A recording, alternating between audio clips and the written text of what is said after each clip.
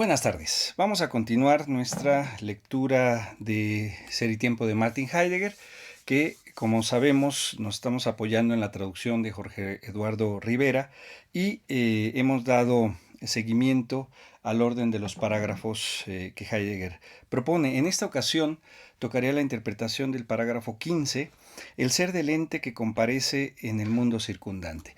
Este parágrafo se relaciona con lo que ya señalamos desde el parágrafo 12, en donde se planteaba esta estructura fundamental del ente que pregunta, en este caso nosotros, y que está planteado como estar en el mundo.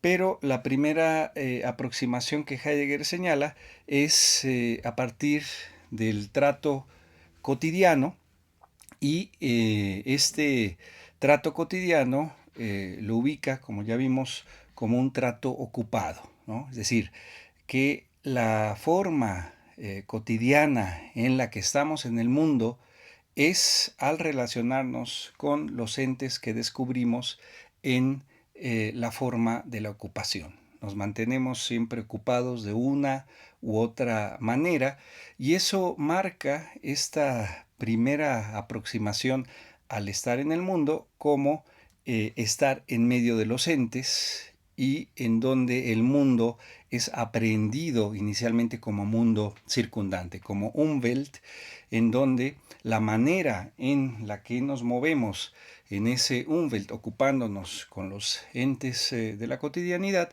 es en la circunspección. Todo esto Heidegger lo va desglosando en estos parágrafos y en este parágrafo 15, que es muy importante, lo que busca señalar o tematizar es precisamente el modo de ser de este ente que comparece en el trato cotidiano, en este ámbito inmediato que, como señalamos, es pensado como punto de partida, ¿no?, fenomenológico, ¿no?, sin presuposiciones. Ese es el intento que Heidegger busca plantear aquí, que, como vimos en la sesión anterior, no se ajusta a un punto de partida determinado, cómodo, desde el cual podamos iniciar un desarrollo, un despliegue, pero que estaría lleno de presuposiciones. En este intento fenomenológico de partir sin presuposiciones, lo que Heidegger descubre entonces es este ámbito indeterminado, este ámbito de la cotidianidad en donde nos movemos en un terreno, en otro, en un ambiente, en otro, en alguna situación, pero en la característica de todas estas situaciones, sea en el caso de este estudio, o en el aula en la universidad, o en un café, o en el cine, o en el jardín, lo que encontramos ahí es una serie de comportamientos cuya característica principal es que nos ocupamos de los entes de una u otra manera, ¿no? Y este ámbito de la ocupación, este Besorgen, como señalamos, es una manera del cuidado, es la manera en la que nos relacionamos con esos entes y en donde el acceso precisamente a esos entes no es un Zugang en el sentido de un estar dirigidos temáticamente, sino más bien un Umgang, ¿no? Más bien un trato en donde generalmente se da de forma circunspectiva, ¿no?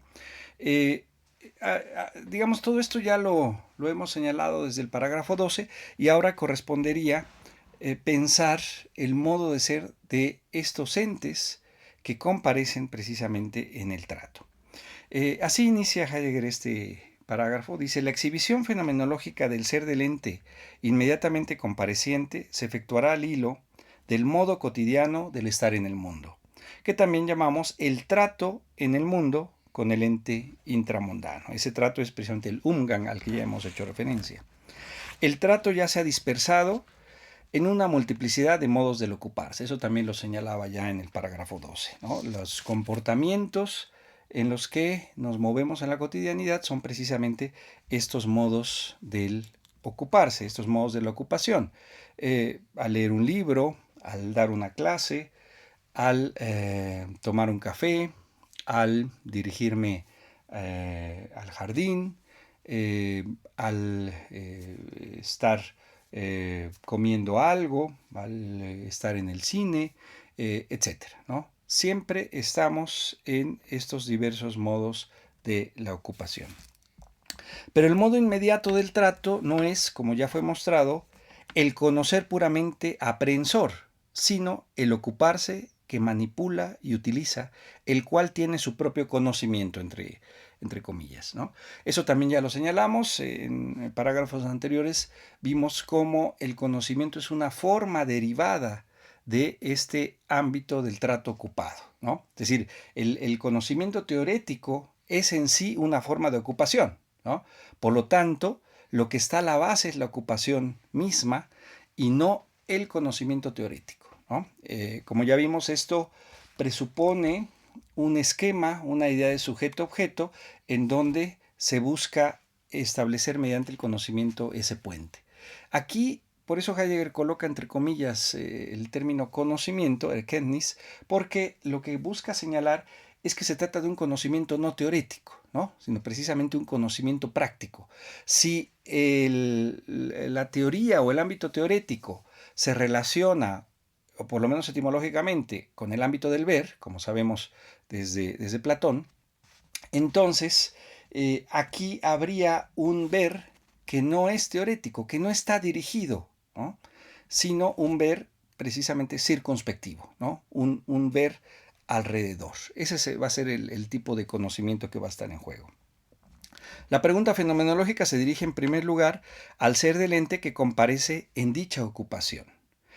Si el punto de partida no es el conocimiento teórico y no somos sujeto que se relacione con un objeto mediante ese conocimiento, sino más bien está pensando el modo de ser de este ente que existe, como ya lo anticipó, el Dasein existe, no somos un sujeto que esté ahí.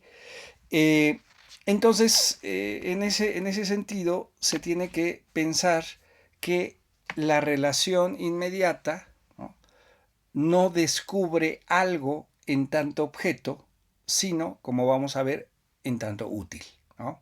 Pero esto solamente será posible a partir de la superación del esquema sujeto-objeto y a partir de la incorporación de una cuestión central o determinante que ya anunció en el parágrafo anterior, que es precisamente la idea de mundo y su determinación ontológica en tanto mundaneidad, ¿no? Que es lo que se brincó la tradición previa y por eso entonces apostó a este esquema de sujeto-objeto.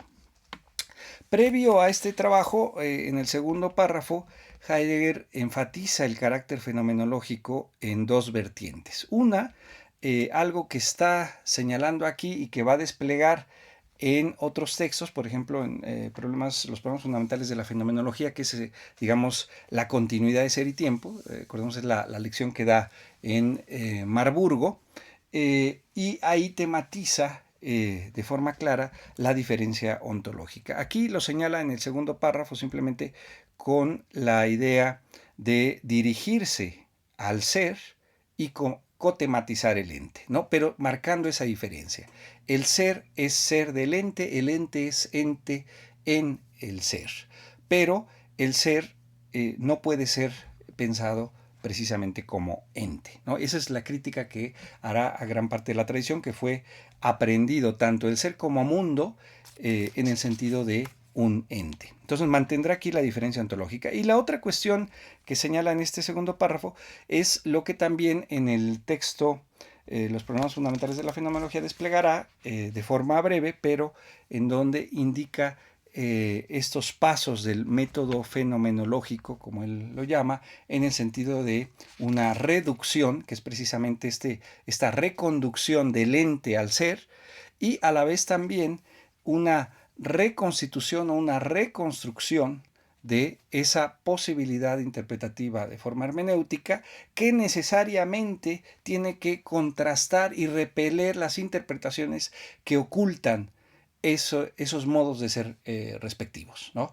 Y eso es lo que ya vimos, le llama destrucción, Abbauen, en el sentido de deconstrucción. Y aquí lo señala simplemente con la idea de repeler las tendencias interpretativas que se precipitan sobre nosotros y nos acompañan, las cuales encubren completamente el fenómeno. En este caso, el fenómeno de la ocupación y del trato circunspectivo con los entes intramundanos de la cotidianidad, ¿no?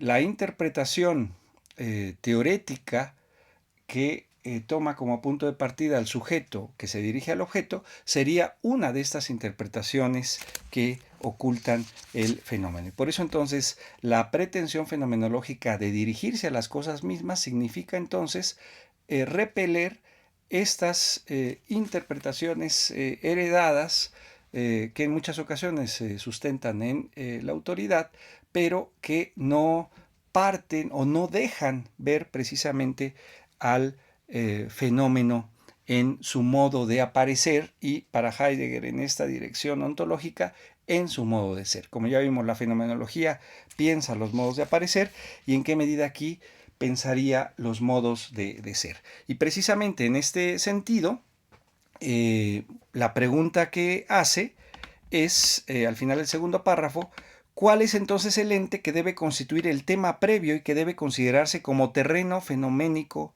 preliminar? ¿No? Si vamos a repeler esas interpretaciones heredadas con una serie de presupuestos, tanto del modo de ser del ser humano como del mundo y de las cosas, entonces, ¿cómo se puede proceder aquí fenomenológicamente? Y entonces, ante esa respuesta, se diría, bueno, ¿qué es lo inmediato? ¿Qué es lo que está sin presupuestos? Dice Heidegger aquí, se responderá las cosas, ¿no? Ya hicimos alusión en la ocasión anterior a esta separación que a veces se da, ¿no? Las cosas con una pretensión neutral, ¿no? De un término que busca ser neutral. Recordemos cosa, y aquí mismo está puesto entre paréntesis el término en latín, res, es lo que da pie a que hablemos de realidad. Precisamente la realidad sería el conjunto de las cosas. Y pudiésemos preguntarnos, pero ¿qué hay más elemental que aquello que llamamos realidad? Bueno, pues Heidegger va a cuestionar precisamente eso, ¿no? ¿De qué hablamos cuando hablamos de realidad? Sería ese conjunto de las cosas. ¿Y qué son las cosas? ¿Qué es lo que determina esas cosas? ¿No? Y aquí lo señala, con eso ya estaríamos anticipando implícitamente una determinación ontológica. El análisis que desde esta base interroga por el ser de este ente llegará a la cosidad y a la realidad. Esa sería la búsqueda, digamos, del ser de las cosas. Si nos preguntamos en esta diferencia ontológica entre el ser y ente, ¿no? Si lo ente, lo que es, son las cosas, ¿cuál es el ser de esas cosas? ¿No? La coseidad, cosidad, realidad, ¿qué? Y de ahí, como sabemos, la tradición ha buscado explicaciones ontológicas siguiendo esa vía, como la sustancialidad, la materialidad, la extensión, la contigüidad, etc. Pero dice Heidegger, pero el ente que comparece en la ocupación queda por lo pronto oculto tras este modo de ser y oculto incluso en su comparecer preontológico. Es decir, hablar de las cosas o hablar del ser de las cosas en alguno de esos sentidos, extensión, materialidad, sustancialidad o incluso realidad, está brincando ya la idea de ocupación, ¿no? Está brincando este hecho, digamos, fenoménico determinante, ¿no? Que es el estar ocupado siempre con algo, ¿no? Las cosas no aparecen de forma neutral y de forma independiente de una vez por todas, ¿no? Como si fuese algún juego de numeración, ¿no? Si dijéramos entonces el libro, la mesa, la silla, la pantalla, el termo, el reloj, la lámpara, etcétera, ¿no? Así no descubrimos el mundo, ¿no? Yo descubro el mundo al encender una lámpara y enciendo esa lámpara porque no alcanzo a leer el libro, ¿no? Eh, y quito las cosas que están en la mesa para colocar el libro que se apoya precisamente en la mesa con el que puedo leer. Y tomo una silla para sentarme en esa silla y poder leer Ser y Tiempo, por ejemplo, ¿no? Es decir, nos movemos en comportamientos. Yo leo el libro, leo Ser y Tiempo para preparar esta sesión o para preparar una clase o para apoyar alguna tesis que pudiese escribir en algún artículo, ¿no? O para imaginarme, podemos hacerlo también, como Heidegger escribió el libro, para hablar con alguien sobre la redacción o el origen del libro, etc. Es decir, siempre estamos en comportamientos, ¿no? Un comportamiento es leer el libro, otro es preparar, tomar algunos apuntes para esta sesión, otro es dar la sesión o dar la clase, dialogar con alguien, imaginarme algo, incluso dibujar, etc. O sea, siempre estamos en esos comportamientos en donde aparecen entonces las cosas, eso que llamamos cosas, aparecen en tal ocupación, ¿no? No de forma neutral como se piensa con el término cosas y de forma independiente, sino que el libro es un libro leído o es un libro imaginado, ¿no? El café es un café tomado, ¿no? La mesa es una mesa colocada, es una mesa dispuesta en tal situación, en tal lugar, con determinadas cosas encima, para tal uso, ¿no? Así descubrimos las cosas en el mundo y eso es lo que Heidegger quiere señalar aquí como punto central, que ya tomar un punto de partida de esa neutralidad que parecería obvia, quizás puede ser cuestionada todavía si profundizamos fenomenológicamente en este punto de partida que está tratando de señalar, ¿no? Entonces, en ese sentido, no esas digamos, cosas neutrales, quizás todavía serían cuestionables, ¿no? Ahora, si esas cosas, como ya señalamos en la ocasión anterior, se le dota de valor, entonces también tenemos una serie de problemas, porque estaríamos presuponiendo, digamos, esa base de algo que está ahí de forma neutral, ¿no? La presencia, algo presente que esté ahí, la cosa determinada por la mera presencia, y le añadimos entonces un valor de uso, un valor de empleabilidad, etcétera, ¿no? Pero estaríamos presuponiendo ya eso. Entonces Heidegger da un giro y pregunta si acierta ella en el carácter fenoménico del ser de lo que comparece en el trato de la ocupación, ¿no? Si esas cosas o esas cosas dotadas de valor efectivamente comparecen en ese sentido.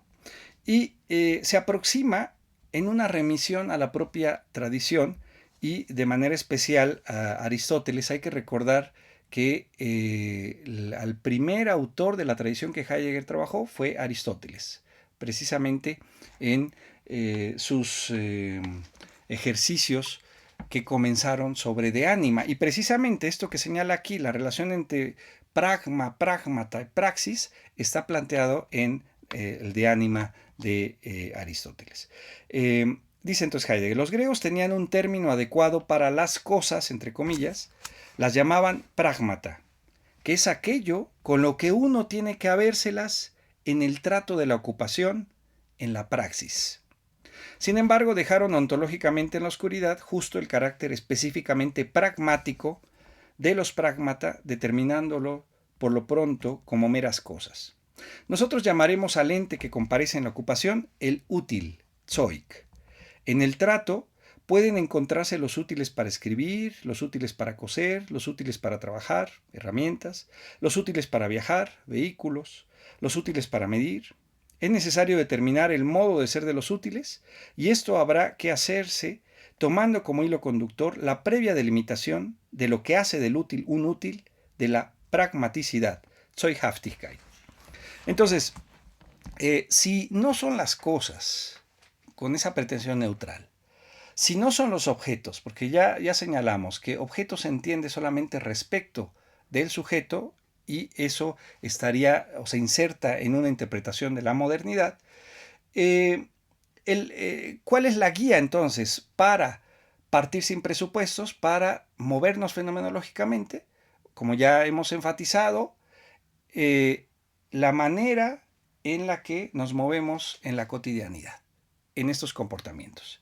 Y ahí entonces se apoya Heidegger en lo que los griegos señalaron con diversos términos, en donde no había un término neutral, digamos, como el caso de cosa, ¿no? Sino que lo que aparecía para el trato correspondiente. En el caso de pragmata, en el caso de creonta, en el caso de matémata, etc. ¿no? Diferentes nombres que tenían los griegos dependiendo de aquello que aparecía. En este caso, el ta pragmata es aquello que corresponde a la praxis, ¿no? Que corresponde a la acción, ¿no?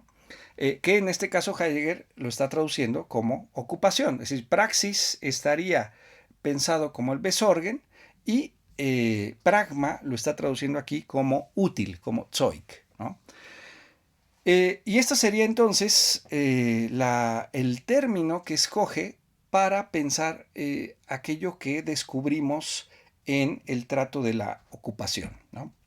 Si, como decíamos hace un momento, estoy preparando algo y tomo algunas notas, estaría yo escribiendo con un bolígrafo sobre un papel. Si voy a transportarme a la universidad, puedo irme en el coche. Si voy a moverme aquí en mi casa, me muevo en el piso, ¿no? Sobre las escaleras, bajo las escaleras, etc. Tenemos útiles entonces que sería eso que descubrimos en el trato cotidiano. Tomo el termo para tomar café, me apoyo en la mesa, me siento en la silla, abro la ventana, abro la puerta, etc. ¿no? Entonces, eso sería ya una aproximación sobre lo que descubrimos, cómo nos movemos. No vemos cosas que estén ahí, no vemos objetos. El modo de acceso inmediato no es el ver, no es la percepción sensible, sino es la propia ocupación, ¿no? Y al final de este párrafo, lo último que leímos, señala ya, recordemos que Heidegger se está moviendo en esta diferencia ontológica, ¿no? Que busca entonces pensar al ente en este descubrimiento, pero pensándolo respecto de su ser, ¿sí? Y a la vez también hay dos cuestiones aquí. Por un lado, la diferencia ontológica en este sentido de remitirse al ser del ente correspondiente, pero a la vez también, que ya lo señalamos en otros videos, el esquema formal de la propia tradición metafísica en esa diferencia entre el qué y el cómo, ¿no? Eso Heidegger también lo va a mantener en la tematización de los modos de ser que plantea aquí en Ser y Tiempo. Y este no va a ser la excepción. Al plantear el modo de ser, más bien, al plantear la pregunta por el ser del ente que comparece en el trato cotidiano, esa tematización del ser lo pensará respecto de su qué y respecto de su cómo, ¿no? Y eso en muchas ocasiones confunde porque si no se entiende ese esquema, entonces va a parecer que Heidegger se contradice, que aquí dice una cosa y más adelante dice otra, ¿no?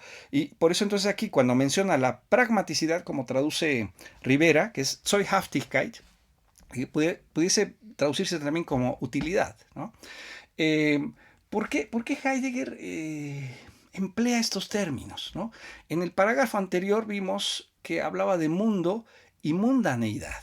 Aquí habla de útil y utilidad o pragmaticidad, ¿no?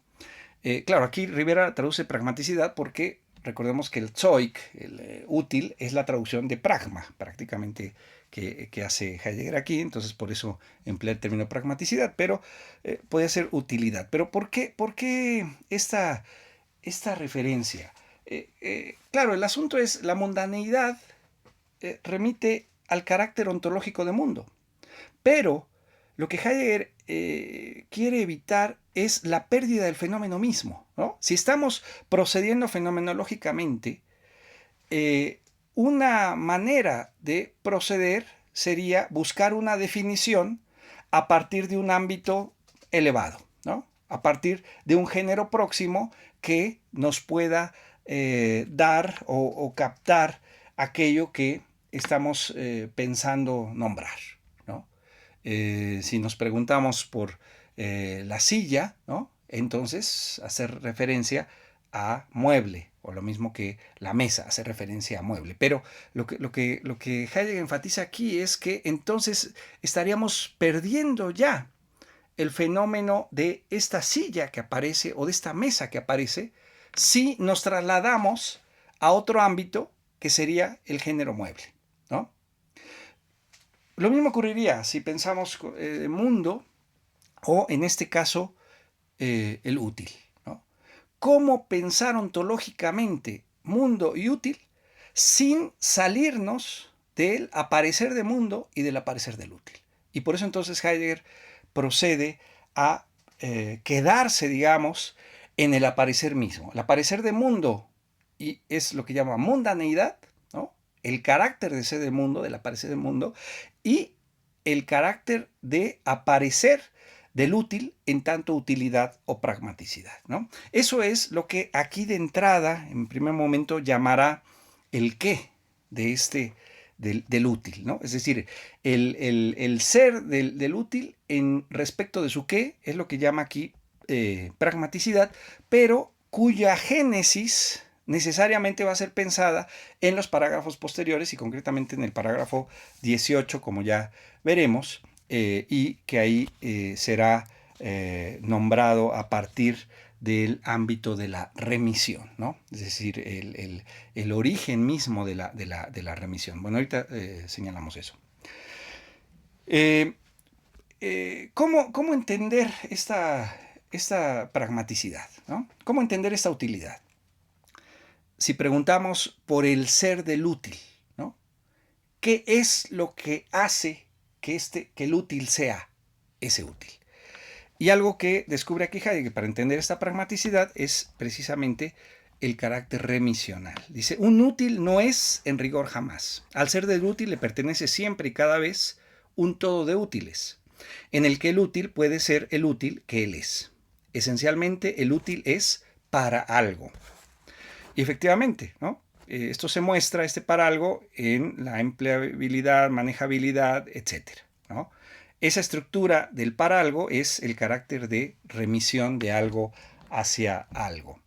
Entonces, la mesa, como ya señalamos, es para algo y se entiende respecto de la situación, respecto del propio habitar, ¿no?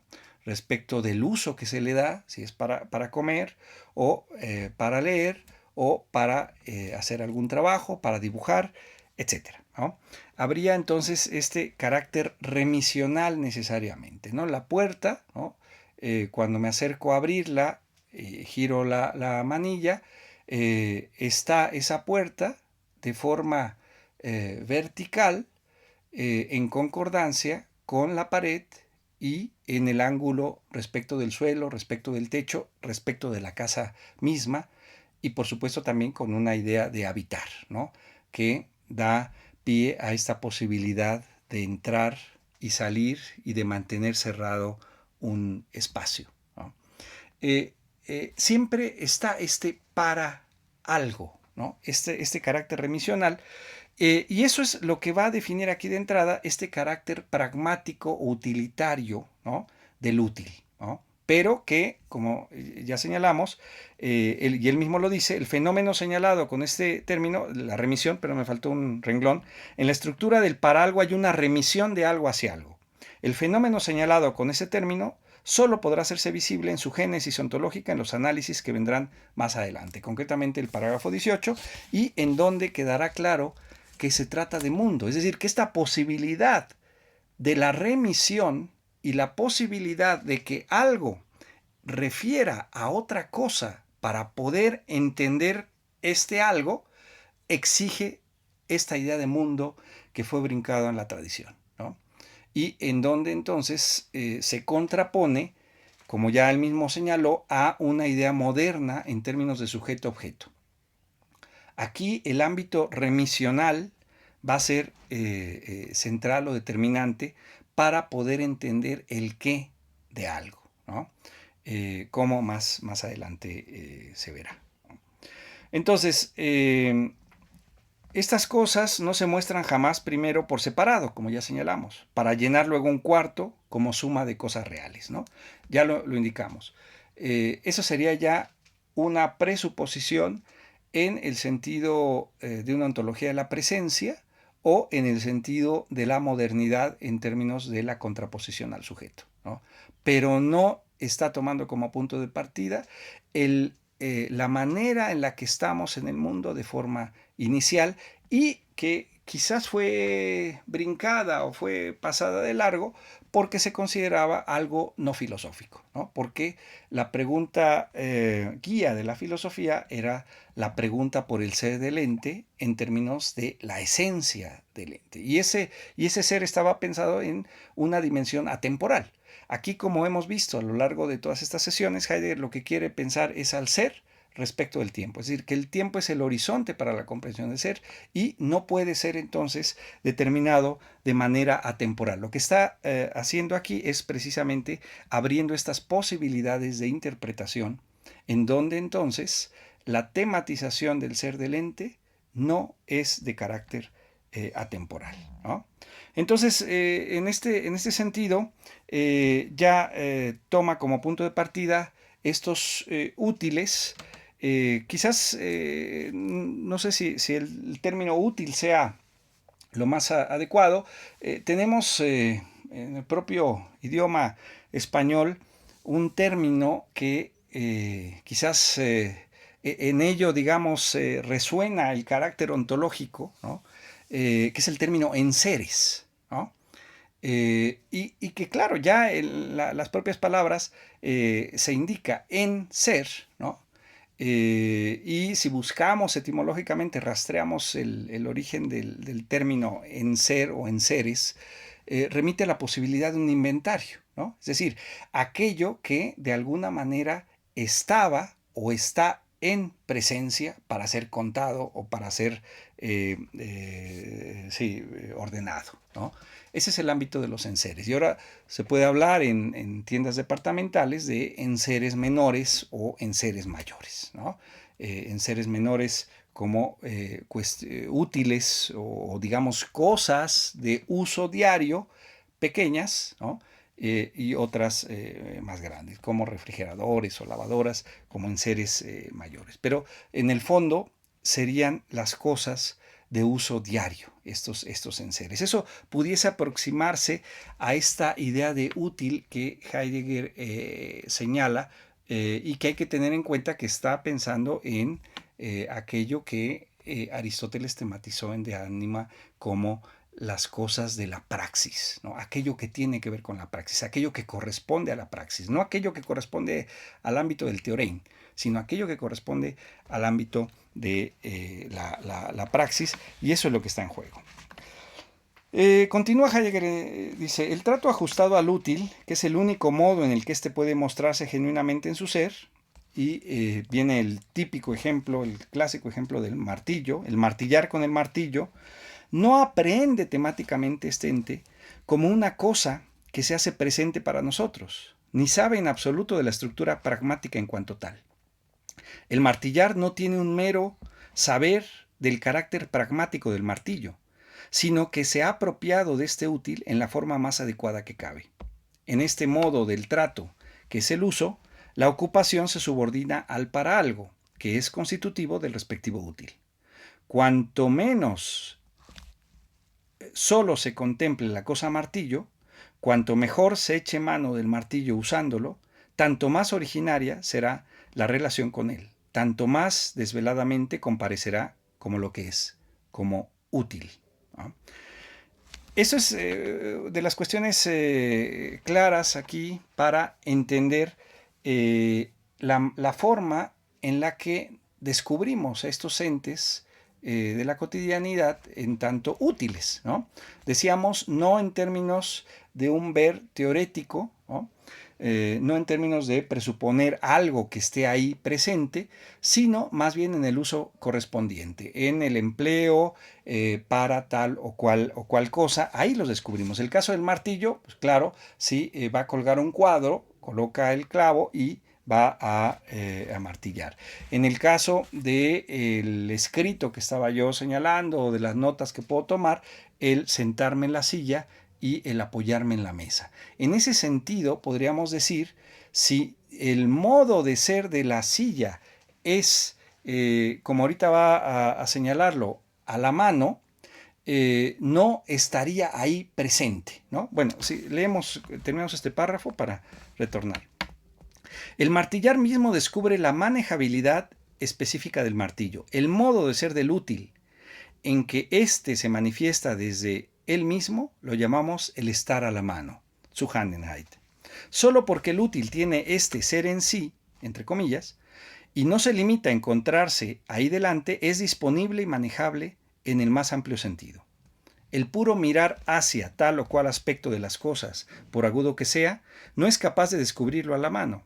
A la mirada simplemente teorética hacia las cosas le falta la comprensión del estar a la mano.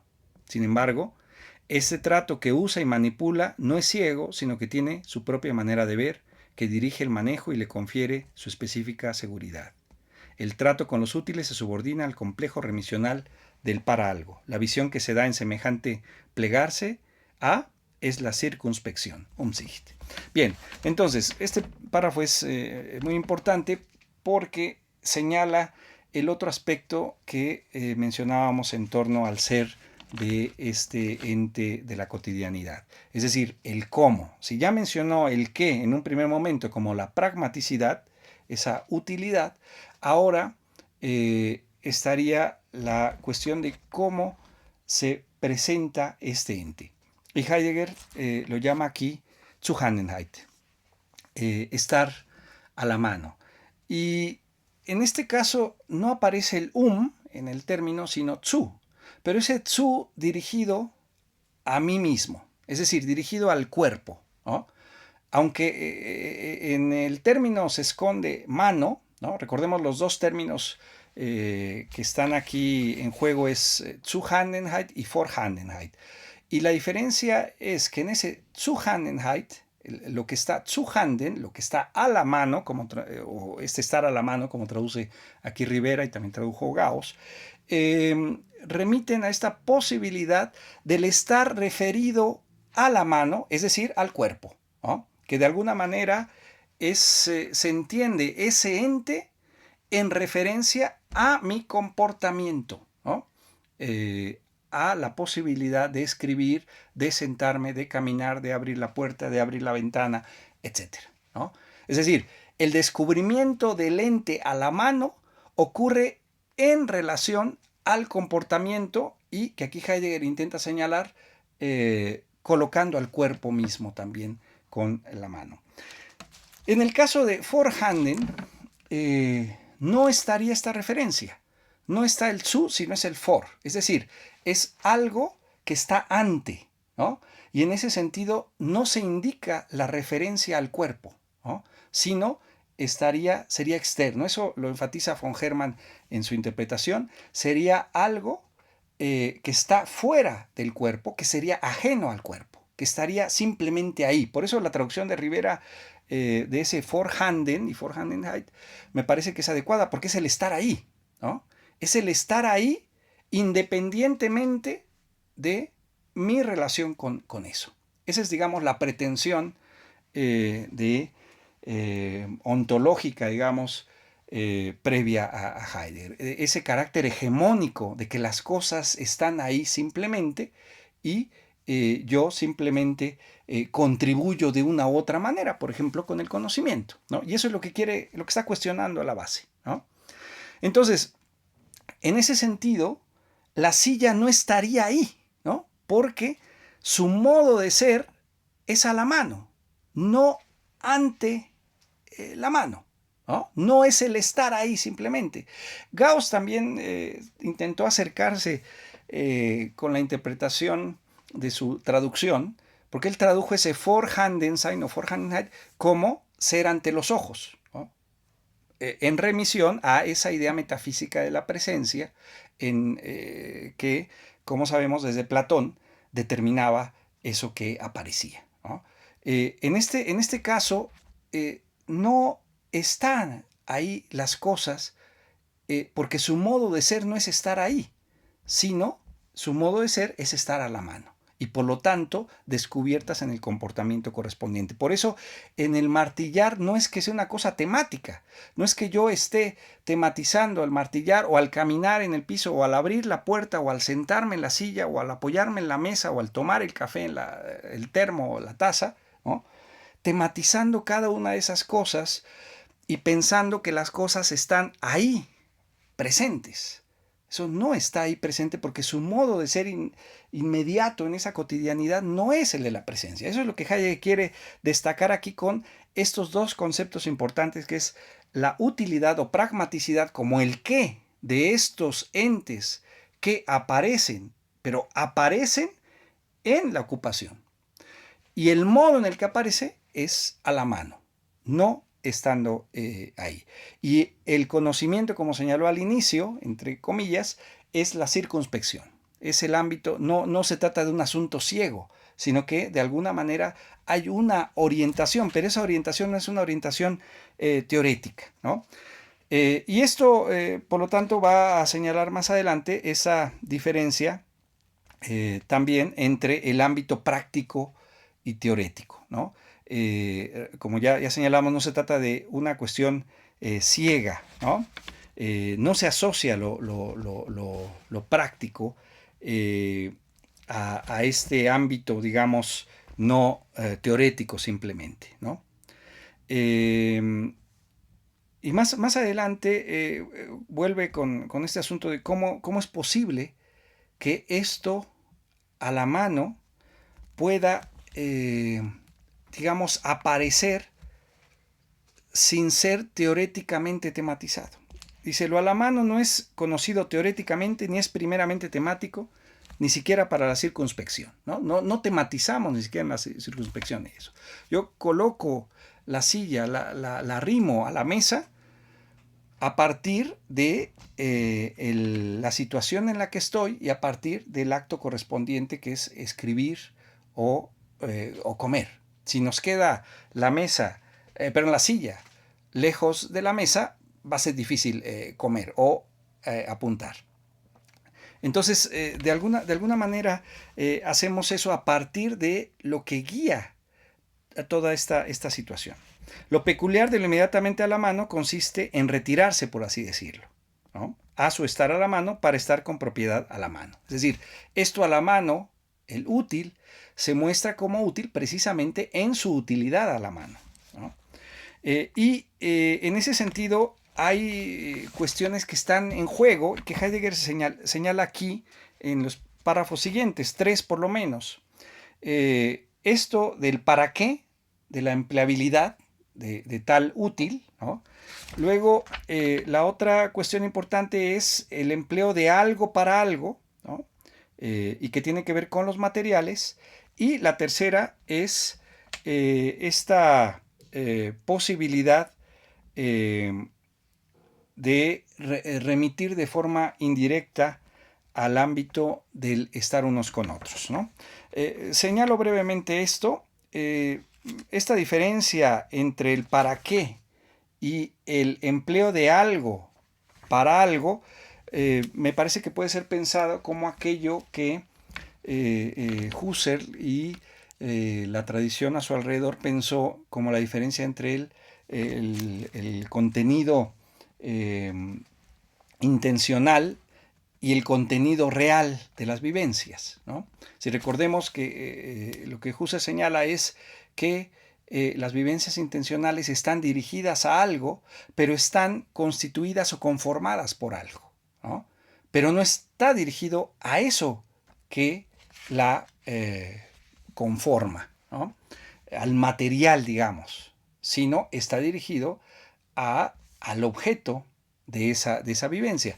En este caso, me parece que se puede pensar también así, es decir, que en alguna obra, en alguna producción de algo, en alguna situación de empleo, bueno, necesariamente estaría el para qué, como en este caso decíamos, el comer o el dibujar, ¿no?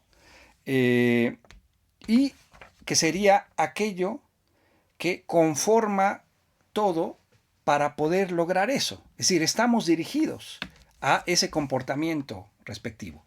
Pero a la vez se necesitan aquello que posibilite ese comportamiento, ¿no? Entonces dice, la obra, en el caso de algo que vaya a ser hecho, dice que se requiere producir, no es tan solo empleable para, sino que el producir mismo es siempre un empleo de algo para algo. En la obra hay también una remisión a materiales. Ella está necesitada de cuero, de hilo, de clavos, etcétera, ¿no? Es decir, del material mismo. Y aquí hace una breve referencia. Dice, estas se sacan de animales que han sido creados por otros, etcétera, ¿no? No es pensado aquí, en este párrafo y en el siguiente, párrafo 10 y párrafo 11, la cuestión de la naturaleza y la cuestión de los animales. La cuestión de los animales, recordemos que en la lección de 1929-30, Conceptos fundamentales de la metafísica, mundo, soledad, finitud, ahí tematiza Heidegger la cuestión de los animales. Aquí simplemente está señalado. Y respecto a la naturaleza, deja anunciada nada más como 3 modos en los que se puede acceder, pero tampoco es desplegado, ¿no? Uno sería la naturaleza como algo que está ahí, en ese sentido de Vorhanden, al que ya hicimos referencia, como naturaleza presente. Otra sería en el sentido de a la mano, en términos de aquello que puede ser interpretado de forma útil, ¿no? Esto lo señala, por ejemplo, al indicar el bosque es reserva forestal, el cerro es cantera, el río energía hidráulica, el viento es viento en las velas, etcétera, ¿no? Es decir, esa sería una interpretación de la naturaleza en términos de a la mano. Y la otra sería el ámbito de la naturaleza en su carácter cautivador o en su carácter sublime, ¿no? Eso también lo señala. A este descubrimiento de la naturaleza le queda oculta la naturaleza como lo que se agita y afana, nos asalta, nos cautiva como paisaje. Y por lo tanto entonces habría diversas interpretaciones o diversos modos de acceso a la naturaleza. ¿Cómo es aprehendida la naturaleza? Dice, las plantas del botánico no son las flores de la ladera. El nacimiento geográfico de un río no es la fuente soterránea, ¿no?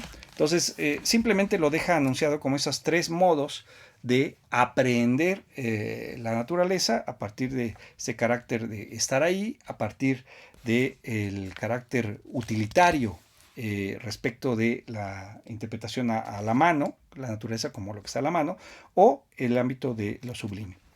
Y decíamos que el otro elemento no solo remite al para qué y al de qué, sino también al hecho de forma indirecta de la participación del estar con, ¿no?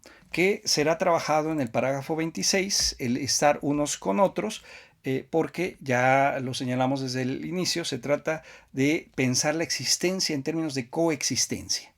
No de forma aislada, sino ya de entrada estar unos con otros. Entonces, el mundo, tal como ha sido pensado en estos parágrafos, inicia con el mundo circundante, pero ese mundo circundante exige necesariamente el mundo propio, el Selbstwelt, y el Mitwelt, el mundo de unos con otros, ¿no? El comundo. Y esto es lo que va a ser señalado más adelante, pero simplemente aquí, ya desde el ámbito cotidiano, en el descubrimiento de los útiles, está necesariamente la remisión al otro o a los otros, ¿no? Dice, la obra producida no solo remite al para qué de su empleo y al de qué de su composición, en condiciones artesanales simples. Ella remite, además, al portador y usuario. La obra se hace a su medida, él está presente al surgir la obra. En la producción de artículos en serie tampoco falta esa remisión constitutiva, solo que entonces es indeterminada, apunta a cualquiera al término medio.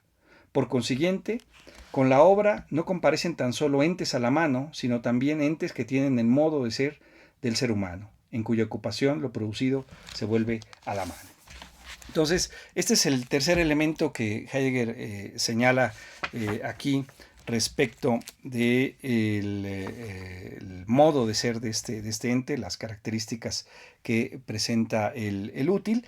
Y hay muchísimas cosas que son pensadas o van a ser pensadas posteriormente, pero en el fondo cierra este parágrafo nuevamente con el énfasis en el carácter de a la mano de este ente y en qué medida se trata del ámbito primero, el modo de ser primero de este ente, del cual, como ya veremos en parágrafos posteriores, se pueden derivar otras posibilidades, ¿no?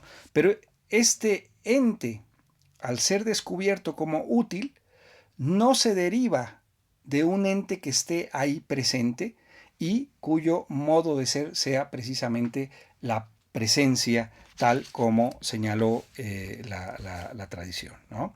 Este ámbito es un descubrimiento importante para Heidegger porque, repito, va a exigir la tematización del mundo y de la mundanidad. Y eso es lo que va a desplegar en los parágrafos siguientes, ¿no? Precisamente porque el mundo estaría ya presupuesto para poder entender el qué de este ente en tanto útil. Si ya señaló que el útil no puede ser uno, sino que necesariamente exige este carácter remisional, ese carácter remisional estará dado por la idea de mundo que desplegará en los siguientes parágrafos. Bien, muchas gracias.